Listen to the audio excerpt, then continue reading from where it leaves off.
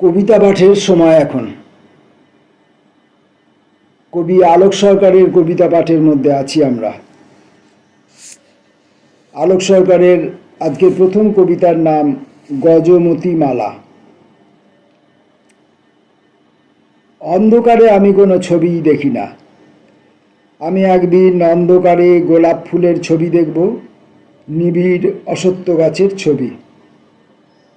ভোরের আলোর মধ্যে গোলাপ ভোরের, বৃষ্টির আলোর ভিতরে গোলাপ শুধু বৃষ্টির মিলন মলিন।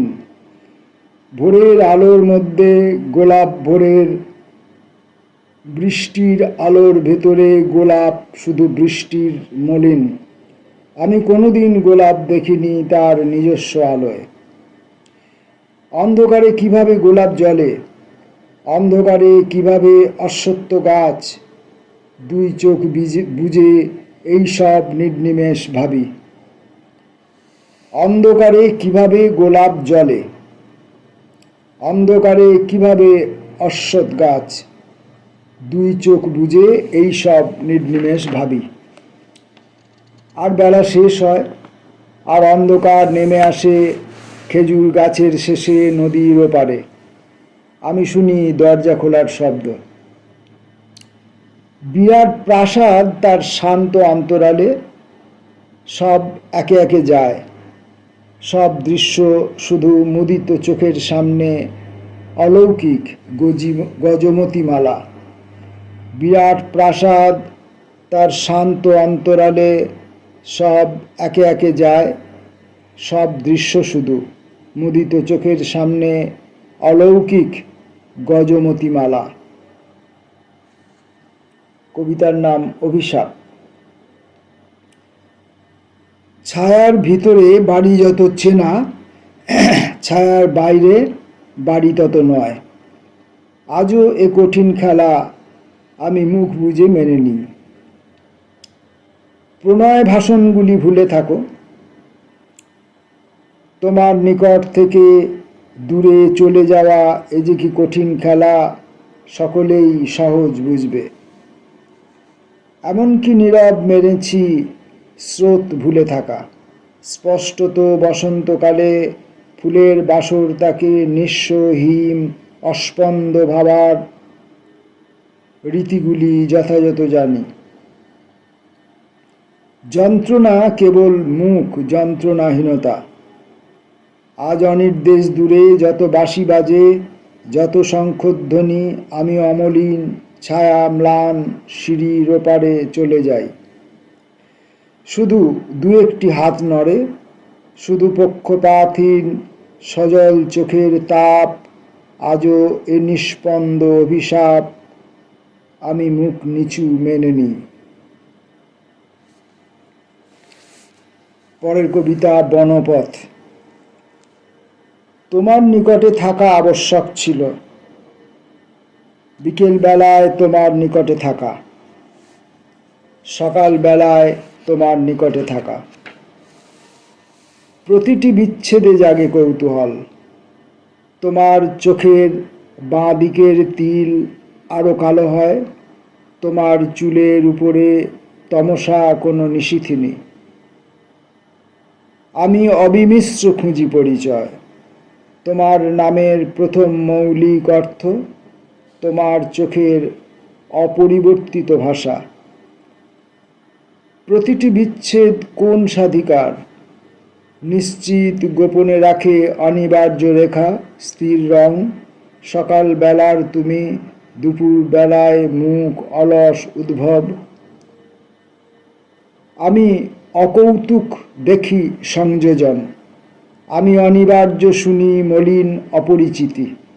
একদিন কত পরিচয় ছিল। বনপথ, বকুল ছড়ানো ঘাস, আর সেই অভিমান নিরুদ্ধ অস্পর্শ কণ্ঠ। তোমার নিকটে থাকা আবশ্যক ছিল। কবি আলোক সরকারের কবিতা পড়ছি। পরের কবিতা স্পর্শময়। এখন পেছন থেকে ডাক দাও, আমি মাথা উঁচু করে কিছু দেখতে পাই না। একদিন কত সহজের দেখা ছিল। সেই দিন পাশাপাশি ডাক দিতে, হয়তো কখনো সামনের করবী গাছের পাশ থেকে, অথবা সেদিন কোনো কণ্ঠ ছিল না কোথাও। মাথা উঁচু করে কিছু দেখতে পাইনে, শুধু নিরুত্তর মলিন খেজুর বন, গ্রাম সীমা, আর দু একটি ধবল মেঘ, অন্তহীন বেলা, দূরের মাঠের পথে কিছু ছায়া কাঁপে বা না কাঁপে। আমি অন্যমন একটি ছবির পাশে স্বপ্নঘোর, আর অকারণে রেখাগুলো এলোমেলো হাওয়া।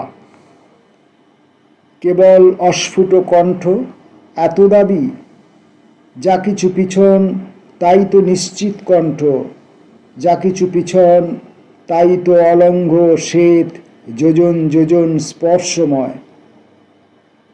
মাথা উঁচু করে দেখি, আরও দেখি, মলিন খেজুর বন ক্রমেই সুদূর, আরও ম্লান রেখা, যত ম্লান রেখা তত স্পর্শময়, তত নিশ্চিত আধার নির্দেশন।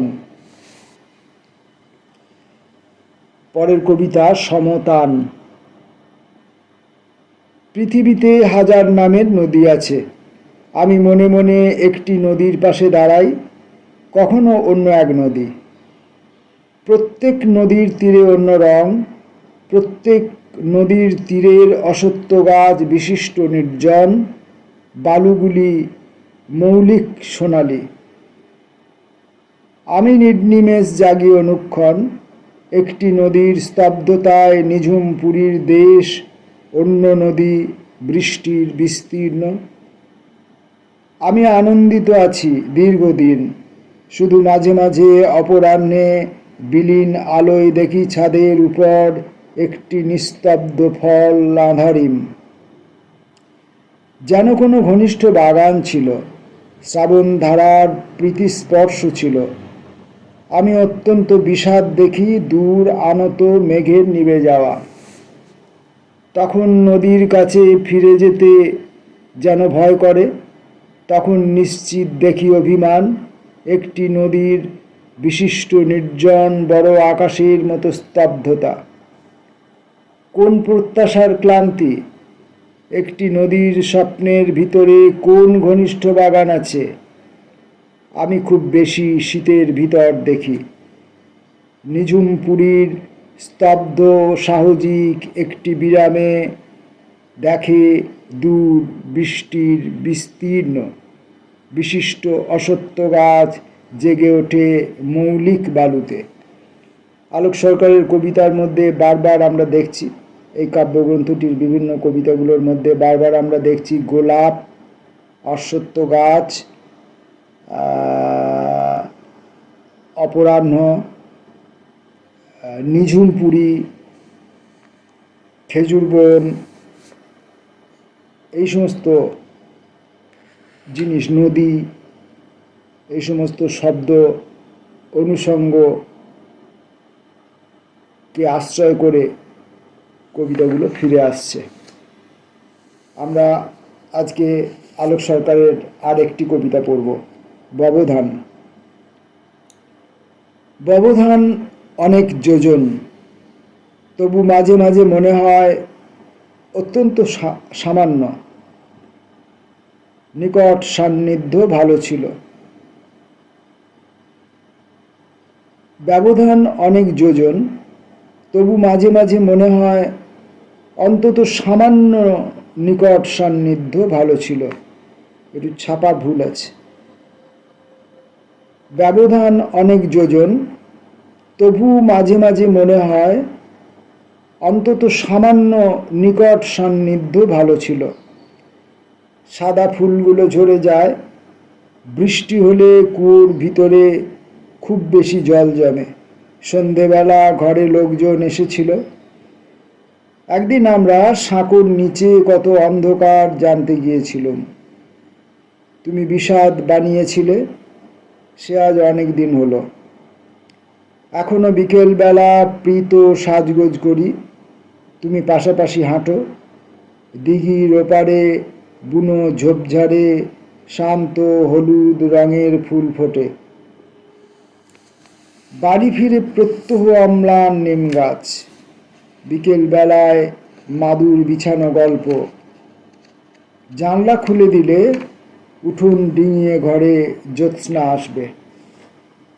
ব্যবধান অনেক যোজন, আজও মাঝে মাঝে জ্যোৎস্নার ভিতরে শুনি ডিম ডিম মাদল বাজছে। সিঁড়ির নিচের ঘরে মনে হয় খুব শব্দ হবে।